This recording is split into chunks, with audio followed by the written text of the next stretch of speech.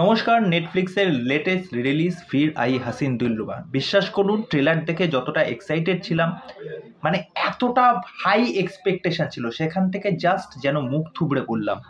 এক কথা যদি বলতে হয় একটা শব্দে, হতাশ হলাম, প্রচণ্ডই হতাশ হলাম। ফার্স্ট পার্ট যেটা আমাদেরকে প্রোভাইড করেছিল, সেকেন্ড পার্ট কি ততটাই প্রোভাইড করতে পেরেছে? কয়েকটা পয়েন্ট আপনাদের সামনে রাখবো। গল্পটা এখানে যেরকমভাবে শুরু হচ্ছে, একদম ফার্স্ট পার্ট যারা দেখেছেন সেখান থেকেই আবার শুরু হচ্ছে। তারা এবার দুইজনে, মানে বিক্রান্ত মেসি আর হচ্ছে তাপসী পান্নু, তারা এবার আগ্রাতে চলে যাচ্ছে। পুলিশ তাদের ওপর কিন্তু নজর রাখছে, তা সত্ত্বেও তারা কিন্তু নানাভাবে ছক কষে একে অপরের সাথে দেখা করছে। এবার তাদের জীবনে আসে নতুন একটা ক্যারেক্টার, সানি কৌশল।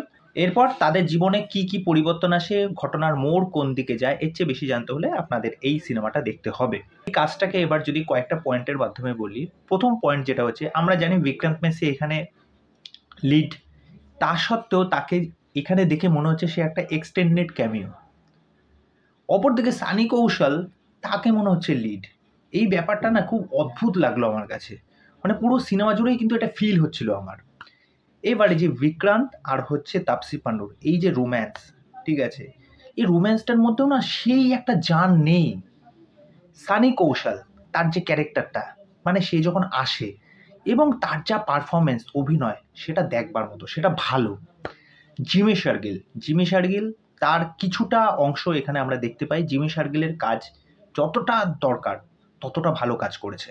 পরের পয়েন্ট যেটা হচ্ছে যে প্রত্যেকটা জায়গায় যে টুইস্ট প্রোভাইড করার চেষ্টা, যে গল্পের মধ্যে যে একটা টুইস্ট আসবে, যে এইটার পর কি হবে, এইটার পর কি হবে, কিন্তু এখানে সেই টুইস্টটা যেন খুব প্রেডিক্টেবল, মানে আগের থেকেই আপনারা দেখে বুঝতে পেরে যাবেন, যার জন্য এই কাজটা দেখার পর আপনাদের ভেতর থেকে সেই ফিলিংসটা কাজ করবে না, সেই গুজবাম্পস মোমেন্টটা কিন্তু কখনোই আসবে না, যেটা আমারও আসেনি।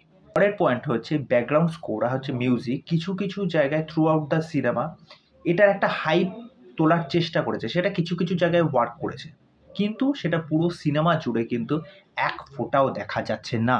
এবার চলে আসি একদম শেষ পয়েন্টে, সেই এন্ডিংয়ে গিয়ে যে টুইস্টটা দেওয়ার চেষ্টা করছে, সেইটা দেখে কোনো ফিলই আসছে না, মানে মরার মতো আমি পড়ে আছি। হ্যাঁ, দেখছি এরকম একটা ব্যাপার, মানে সেই ব্যাপারটা প্রোভাইডই করতে পারেনি।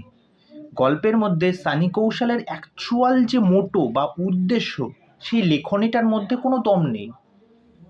আমরা ফার্স্ট পার্টে যখন এন্ডিংয়ে যখন ওই 10-15 মিনিট যে টুইস্টটা এসেছিল, যেটা দেখা মানে এইটা কি হচ্ছে, সেই যে টুইস্টটা, যেটা এক প্রকার একটা ধাক্কা দিয়েছিল যে হ্যাঁ এটা এরকমভাবে এন্ডিং হচ্ছে, কিন্তু এই ঘটনাগুলো বা প্লটগুলো এতটা প্রেডিক্টেবল, এতটা বুঝতে পেরে যাওয়া জিনিসপত্র, তারপরে যে এই যে ইনভেস্টিগেশন, এটার মধ্যেও খুব একটা কিন্তু সেই দম পাওয়া যায়নি, যার দরুন এই কাজটা পার্সোনালি আমার খুব একটা মনোপ্লুত হয়নি।